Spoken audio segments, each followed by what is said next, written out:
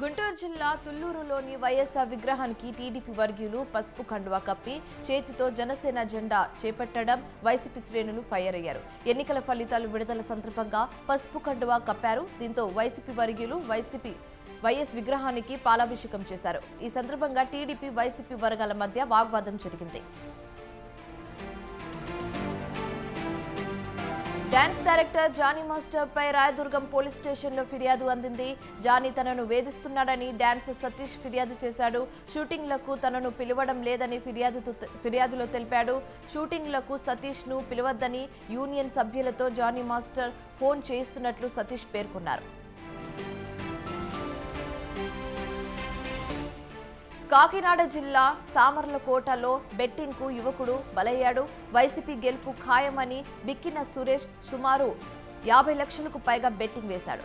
YCP ఓడిపోవడంతో betting వేసిన వారు నగదు కోసం ఒత్తిడి తెచ్చారు. దీంతో తీవ్ర మానసిక ఒత్తిడికి గురై సురేష్ ఉరివేసుకుని ఆత్మహత్య చేసుకున్నారు. సామర్లకోట పోలీసులు కేసు నమోదు చేశారు.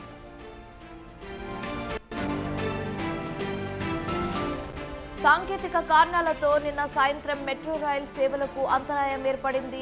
మియాపూర్ ఎల్బీనగర్ మార్గంలో రైళ్ల రాకపోకలు నిలిచిపోయాయి. సాంకేతిక కారణాలతో రైళ్లను నిలిపివేసినట్లు లోకో పైలట్లు తెలిపారు.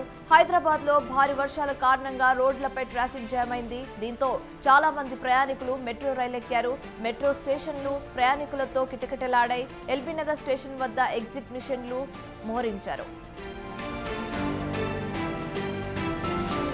ఉమ్మడి పశ్చిమ గోదావరి జిల్లా వ్యాప్తంగా భారీ వర్షం పడింది. ఏలూరు చింతలపూడి మండలంలో ఒక్కసారిగా ఉరుములతో వాన కురిసింది. దీంతో లోతట్టు ప్రాంతాలు జలమయమయ్యాయి. భారీ వర్షంతో వీధులు కాలనీలు వరదలతో నిండిపోయాయి.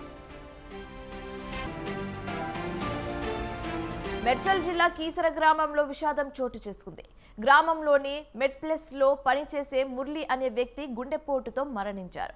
షాప్ లో కస్టమర్లతో మాట్లాడుతున్నగానే ఒక్కసారిగా కుప్పకూలిపోయాడు. దీంతో తోటి ఉద్యోగులు హుటాహుటిన హాస్పిటల్ కు తరలించినప్పటికీ ప్రాణాలు దక్కలేదు.